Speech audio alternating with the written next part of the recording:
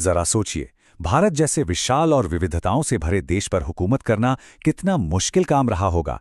लेकिन फिर भी एक राजवंश यानी मुगलों ने न सिर्फ इसे जीता बल्कि सदियों तक इस पर बखूबी राज भी किया। तो आखिर क्या था उनकी इस कामयाबी का राज? चलिए इसी दिलचस्प कहानी को समझते हैं। ये जो सामने है, ये सिर्फ एक इमारत नहीं है, ये मुगल ताकत का एक जीता जागता सबूत है।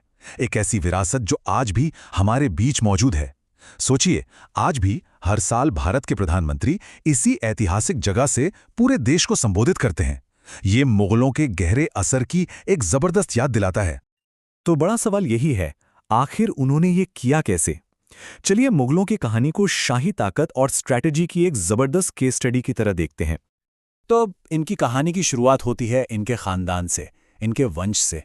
कह सकते हैं कि मुगलों की जो एम्बिशन थी वो तो उनके खून में ही थी, जो उन्हें विरासत में मिली थी दो बहुत ही ताकतवर वंशों से। देखिए, मुगल दो महान शासक वंशों के वारिस थे। एक तरफ अपनी मां की तरफ से उनका रिश्ता था चंगेज खान से, एक ऐसा नाम जिससे वो खुद को थोड़ा दूर ही रखते थे क्योंकि उसका नाम क्रूरता से जुड़ा था।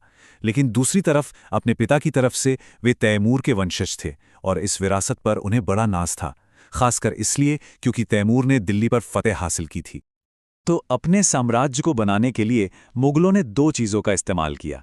एक तो ज़बरदस्त मिलिट्री पावर और साथ ही बहुत होशियारी से बनाए गए पॉलिटिकल अलायंसेस। इस साम्राज्य के बानी यानी बाबर की कहानी को ही देख लीजिए। सिर्फ 12 साल की उम्र में उन्हें अपनी गद्दी से हाथ धोना पड़ा।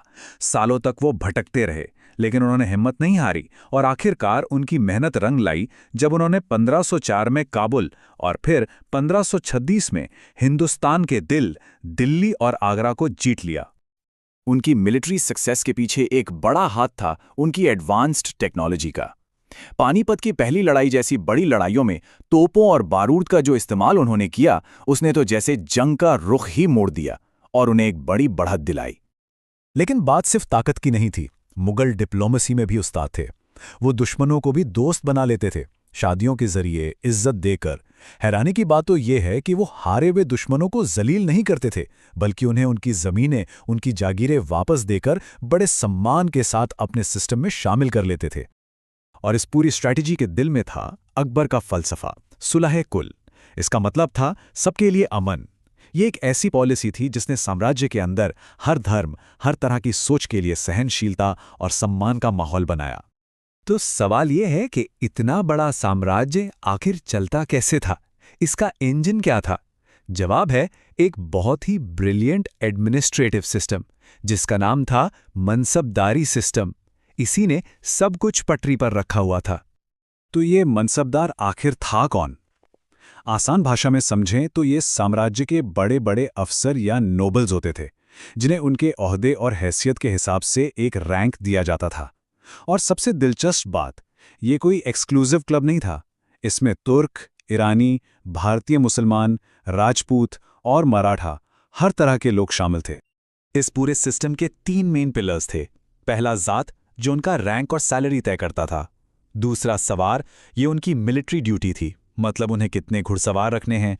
और तीसरा जागीर, जो एक तरह से उनकी तनख्वाह थी, जो उन्हें जमीन से मिलने वाले रेवेन्यू के तौर पर दी जाती थी। तो यहाँ हम देख सकते हैं एक मनसबदार को अपने घुड़सवारों के साथ। यही लोग थे जो साम्राज्य की मिलिट्री पावर की रीढ़ की हड्डी थे। और हाँ, इसमें एक बहुत ही चालाकी भरा नियम था। मनसबदार अपनी जागीरों पर रहते नहीं थे, वो साम्राज्य में कहीं और अपनी सेवा देते थे और उनके नौकर उनके लिए रेवेन्यू इकट्ठा करते थे। अभी इतना क्लेवर मूव क्यों था? क्योंकि इससे वो किसी एक जगह पर अपनी जड़ें जमाकर बहुत ज्यादा ताकतवर नहीं बन पाते थे। लेकिन जैसा कि होता है, कोई भी सिस्टम हमेशा के लिए परफेक्ट नहीं रहता। अब हम कहानी के आखिरी हिस्से की तरफ बढ़ते हैं और देखते हैं कि साम्राज्य का ये जबरदस्त एडमिनिस्ट्रेटिव इंजन आखिरकार कैसे जवाब देने लगा। अब जरा इस आंकड़े पर गौर कीजिए, ये चौंकाने वाला है। सोचिए, मुट्ठी भर मतलब सिर्फ 5.6% मनसबदार पूरे साम्राज्य की 61.5% से ज्यादा आमदनी को कंट्रोल करते थे। ये कितनी ज्यादा दौलत कुछ ही हाथों में जमा हो गई थी। और इसी से वो बढ़ती हुई खाई साफ दिखती है।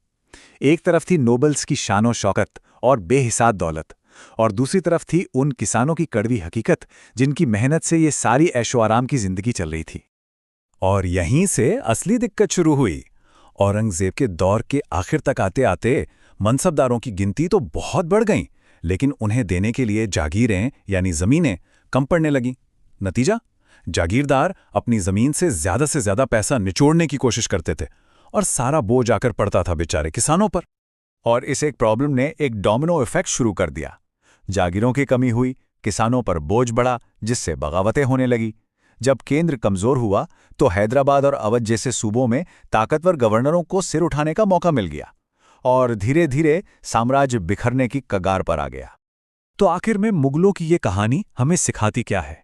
ये हमें बताती है कि शासन कितना नाजुक हो सकता है, एम्बिशन की क्या कीमत चुकानी पड़ती है, और वो कौन सा कॉम्प्लेक्स बैलेंस है जो बड़े बड़े साम्राज्यों को टिकाए रखता है। ये एक ऐसा सवाल है जो आज भी उतना ही मायने रखता है जितना सदियों पहले रखता था।